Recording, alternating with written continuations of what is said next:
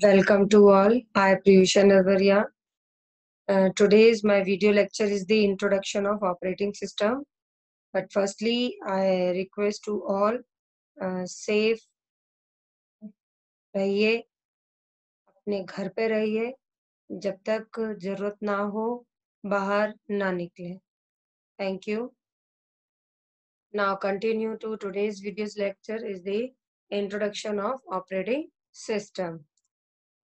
Now the some main points are covered in this video lecture is the prerequisites, introduction of OS, features and application of operating system, types and operating system, and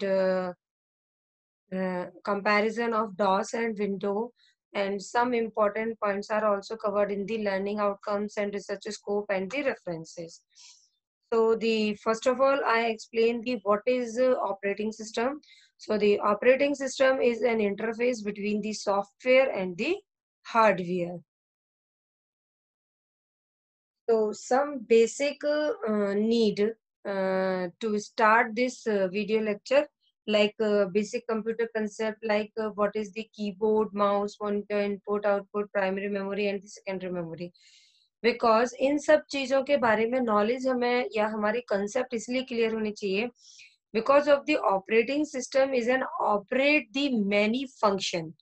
तो वो जो functions है वो किस तरीके से आपके perform करते हैं, उसके लिए किन किन जगह से हम इनपुट्स दे सकते हैं, उन पॉइंट्स के बारे के पहले हमें कुछ माइनर सी इंफॉर्मेशन की रिक्वायरमेंट होती है.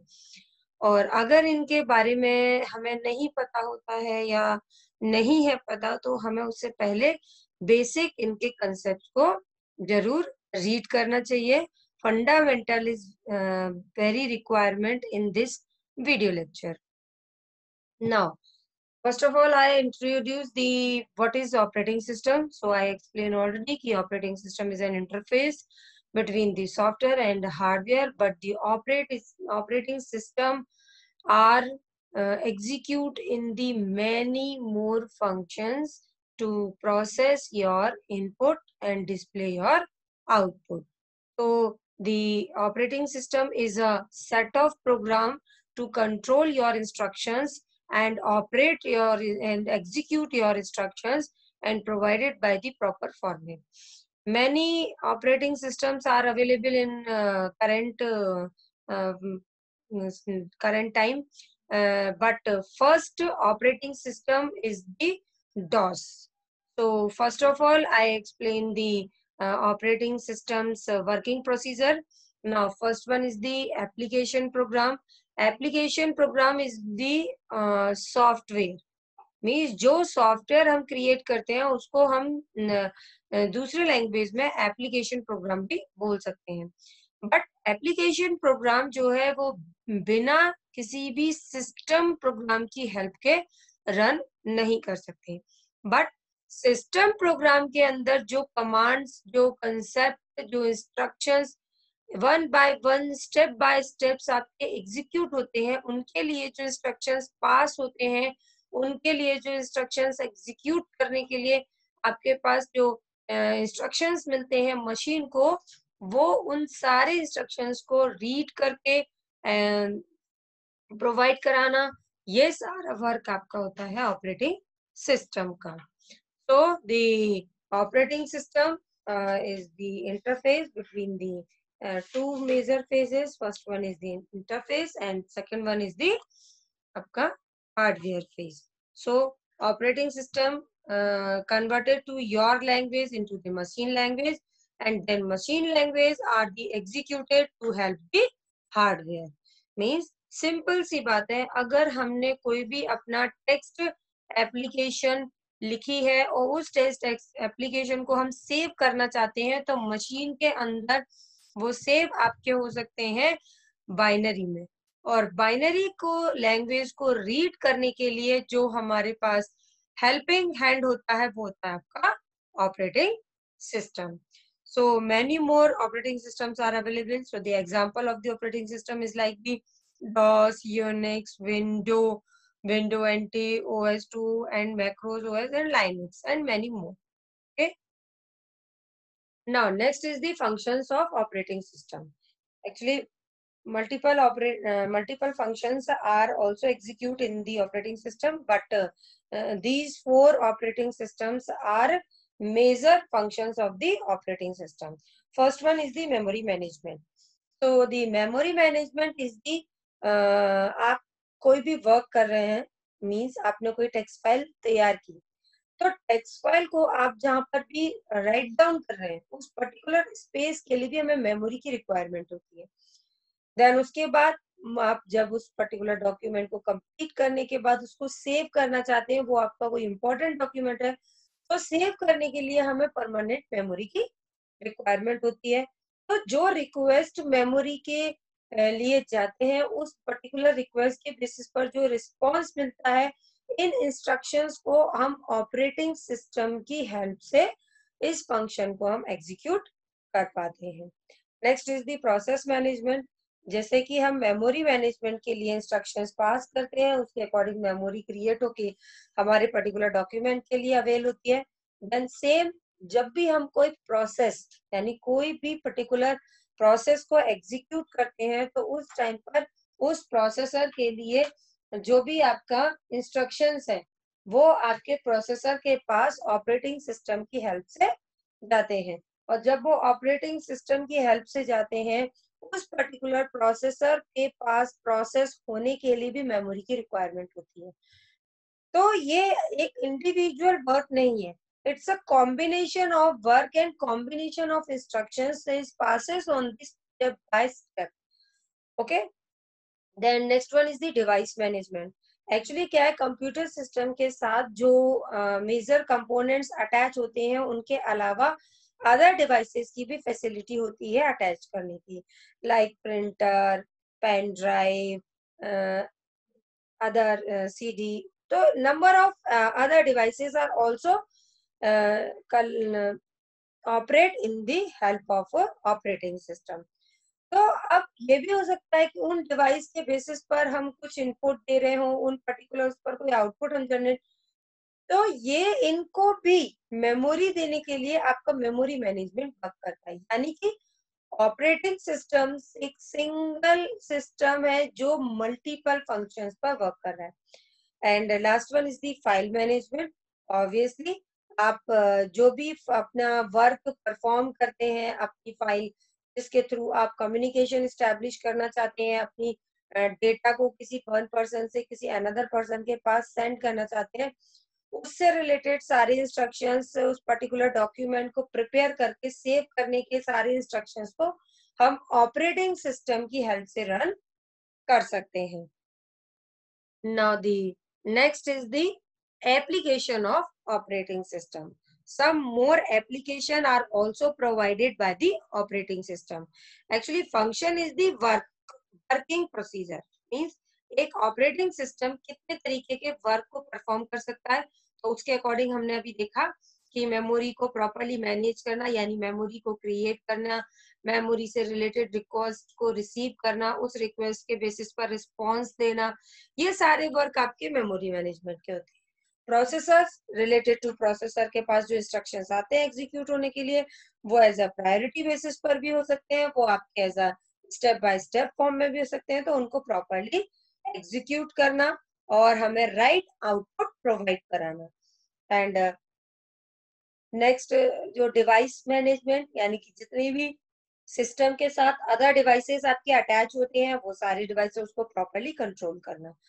And last is the file management. तो फाइल मैनेजमेंट आपको बिल्कुल क्लियर है, हमारा जो भी डेटा होता है उनको हम फाइल से रिप्रेजेंट करते हैं, और जो फाइल्स होती हैं उन फाइल्स को हम सेव भी करते हैं या टेम्पररी भी क्रिएट करते हैं। तो दोनों के लिए हमें मेमोरी की रिक्वायरमेंट होती है। तो मेरा ये बैक चीज बताने का मतलब ये है कि ये जो चारों पोर्शंस हैं, ये आपके एप्लीकेशन ऑफ ऑपरेटिंग सिस्टम पर भी डिपेंड है। मीन्स जैसे कि हम फर्स्ट पॉइंट देख रहे हैं, सिक्योरिटी। पर्टिकुलर किस चीज की हमें सिक्योरिटी करनी है? सिक्योरिटी का मतलब है हमारी जो इंस्ट्रक्शंस हैं वो प्रॉपरली एग्जीक्यूट होनी चाहिए, हम उनकी सिक्योरिटी कर रहे हैं, हम अपने फाइल की सिक्योरिटी कर रहे हैं, जो अदर डिवाइसेस हमारे कनेक्टेड है उनसे रिलेटेड जो इंस्ट्रक्शंस आ रहे हैं उनको भी हम प्रॉपर सिक्योर करके प्रोवाइड। ये सारे फंक्शंस के अकॉर्डिंग ये एप्लीकेशन है आपका फर्स्ट ऑपरेटिंग सिस्टम का। Second is the control over system performance. जैसे कि मैंने आपको एग्जांपल दिया कि एक ही फाइल को सेव करने के लिए मल्टीपल इंस्ट्रक्शंस आपके रिक्वेस्ट फॉर्म में, और उन रिक्वेस्ट के बेसिस पर मल्टीपल रिस्पॉन्स भी मिलते हैं। तो उसको एक प्रॉपर वे में, प्रॉपर सिस्टम की हेल्प से उसका आउटपुट एक प्रॉपर क्रिएट करना, उसको कंट्रोल करना, इंस्ट्रक्शंस को। मान के चलिए हम कोई मैथमेटिकल इक्वेशंस को सॉल्व कर रहे हैं, तो अगर हम किसी इक्वेशंस को सॉल्व कर रहे हैं तो उस केस में उस इक्वेशन के बेसिस में अगर आपकी 10 ऑपरेशंस परफॉर्म हो रहे हैं, तो क्या वो 10 ऑपरेशन एक साथ परफॉर्म होंगे? नहीं, उनके लिए हमारे पास अलग टाइप का इंस्ट्रक्शंस होता है हमेशा, कि हम उनको one by one means priority के बेसिस पर सॉल्व करते हैं। जिस इंस्ट्रक्शंस की या जिन ऑपरेटर्स की प्रायोरिटी हाई लेवल पर होती है, पहले वो आपके एग्जीक्यूट होते हैं। अब अगर वो ऑपरेशंस आपका एग्जीक्यूट हो रहा है तो वो कहीं ना कहीं होल्ड भी हो रहा होगा उसका रिजल्ट, तो देन इट्स अ इंटरमीडिएट। तो इस टाइप के ऑपरेशन को हम कंट्रोल करते हुए सिस्टम की हेल्प से बहुत अच्छे से परफॉर्म कर सकते हैं। Next is the job accounting. Job accounting का मतलब होता है कि एक सिस्टम जब मल्टी एनवायरनमेंट में वर्क करता है, और मल्टी एनवायरनमेंट में जब नंबर ऑफ यूजर कनेक्टेड होते हैं, तो एक रिसोर्सेस को किस तरीके से उनको प्रॉपरली प्रोवाइड कराना। एक ही रिसोर्सेज की मल्टीपल रिक्वेस्ट आ सकती हैं, लेकिन अगर वो ऑलरेडी इंगेज है तो वो किस तरीके से सेकेंड उस पे जाएगा। जैसे इसका नॉर्मल एक एग्जांपल है आपका कि एक सिस्टम के साथ प्रिंटर अटैच है और 10 यूजर्स जो है जो उस पर्टिकुलर एक प्रिंटर को यूज कर रहे हैं। तो अब मान के चलिए 4 यूजर्स ने अगर कोई अपना डॉक्यूमेंट प्रिंट के लिए दिया, तो सबसे पहले जिसका फर्स्ट आपका मशीन के पास रिसीव होगा, पहले उसका एग्जीक्यूट हो जाएगा, देन उसके बाद आपका सेकंड एग्जीक्यूट होगा।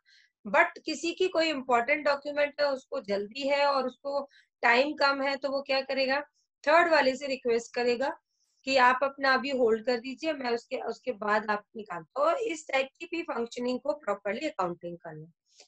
एरर डिटेक्टिंग इट मींस अगर आपका लॉजिक प्रॉपर परफॉर्म नहीं है, प्रॉपर एक्यूरेट फॉर्म में नहीं लिखा, तो ऑपरेटिंग सिस्टम उसको रीड करेगा, बट उससे रिलेटेड कोई मैसेज भी आपके सामने जनरेट करता है। तो पर्टिकुलर एरर से रिलेटेड कोई भी ऐसी मैसेज है, उसको भी हम एज अ रिस्पॉन्स फॉर्म में रिसीव कर सकते हैं। और सबसे मेन पार्ट जो है ऑपरेटिंग सिस्टम का, as a coordination in between the software and the user. Obviously as a mouse के फॉर्म से जब हम क्लिक इवेंट फायर करते हैं, तो उसको भी प्रॉपरली एग्जीक्यूट करना। माउस के थ्रू अगर हम कोई ऑपरेशन परफॉर्म करते हैं, तो उसको भी प्रॉपरली एग्जीक्यूट करना। तो it's a coordination between the application and the user. And next is the types of operating system. Actually, the many more types are available in the operating system. So the some basic types are also include in this slide. First one is the batch operating system. Actually, batch operating system का concept ये था आपका कि ये आपका बहुत ही old technique थी।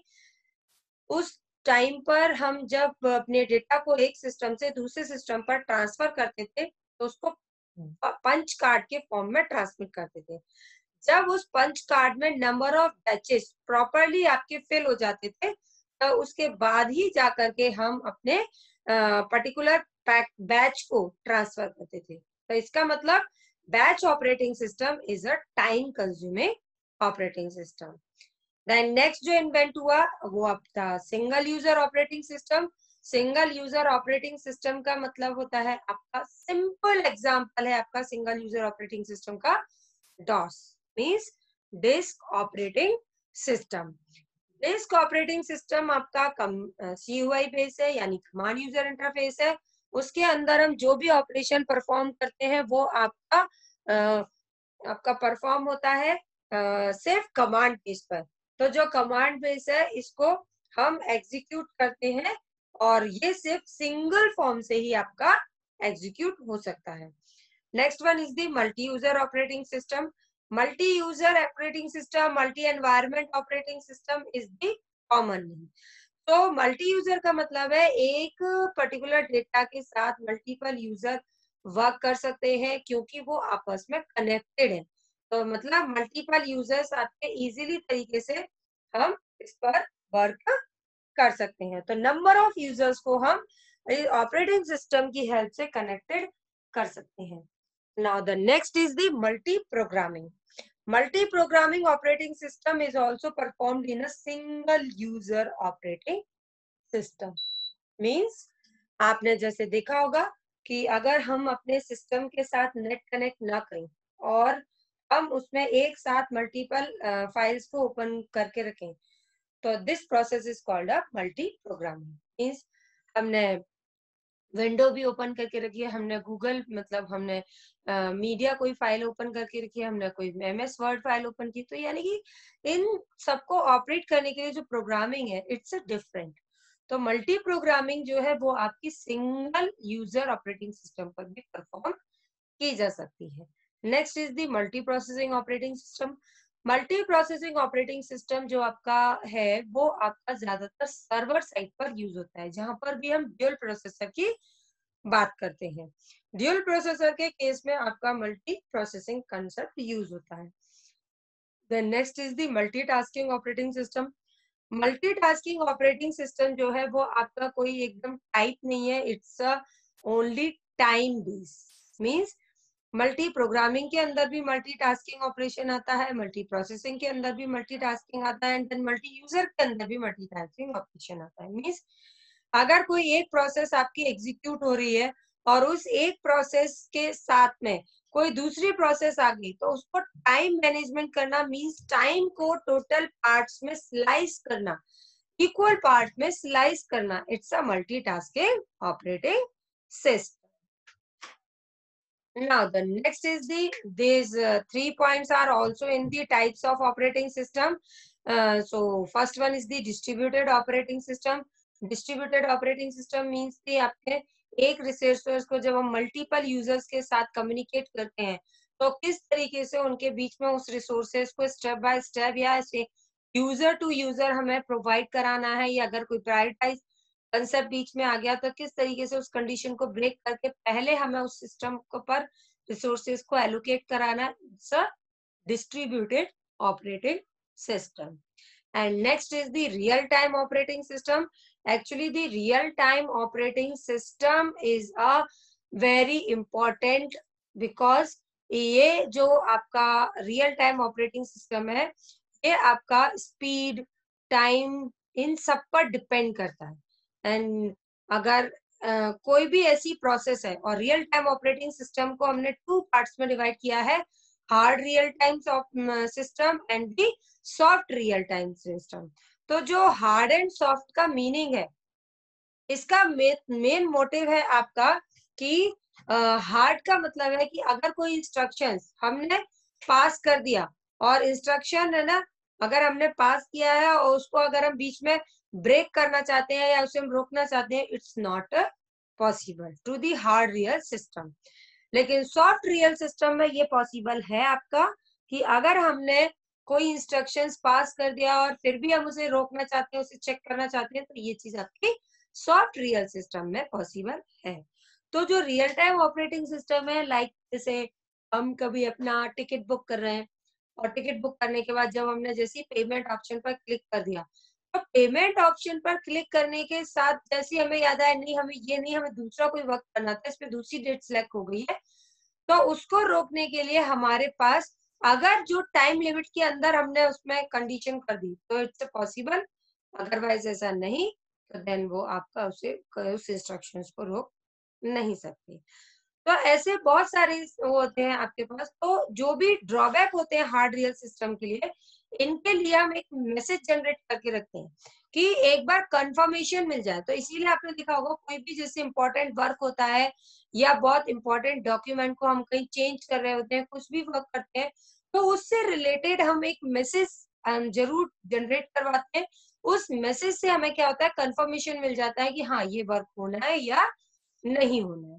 तो एक बार दूसरा एक कंफर्म मिल जाता है पर्सन का कि हाँ ये नहीं, ये वर्क ऐसा ही है और इसको ऐसे ही हमें डन करना है।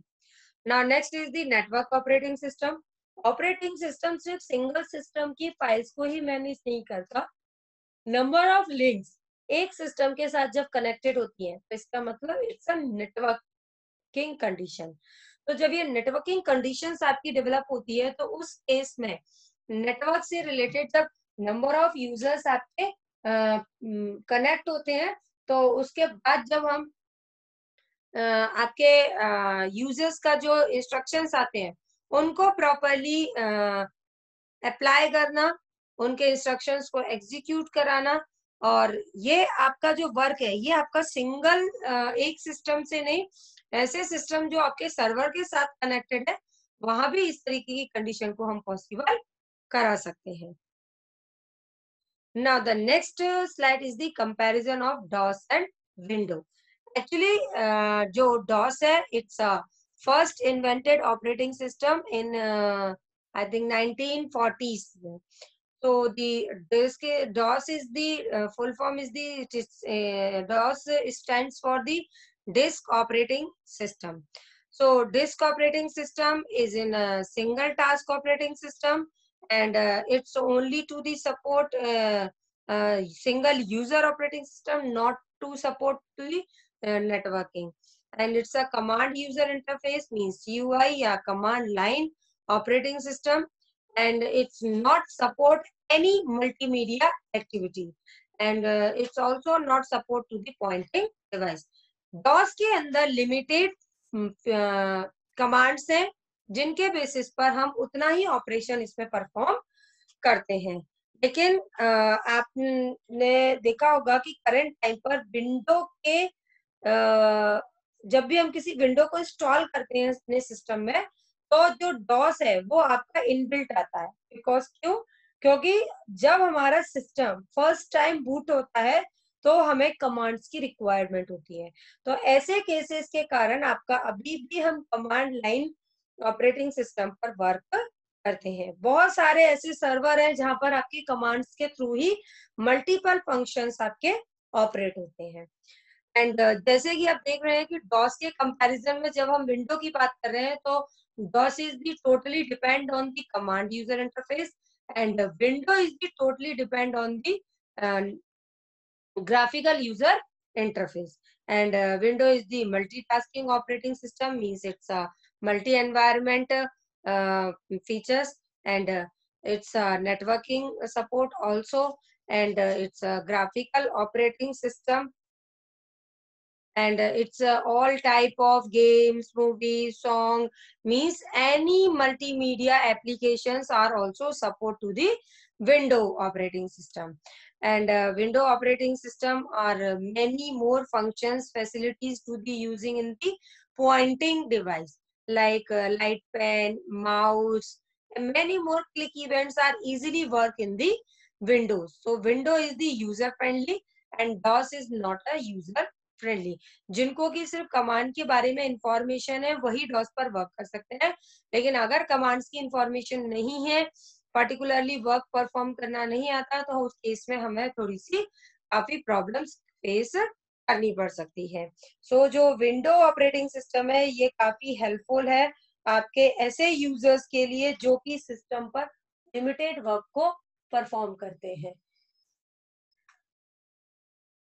And then some learning outcomes in this video lectures, like the important computer system resource and the role of the operating system in their management policy and algorithm. Management policy means the proper manage the memory concept, process concept, and file management, and the device management. All are work in the proper algorithm and step by step done. And major portion जो हम इस particular video lecture में देख रहे हैं तो वो है आपके सीपीयू की वर्किंग।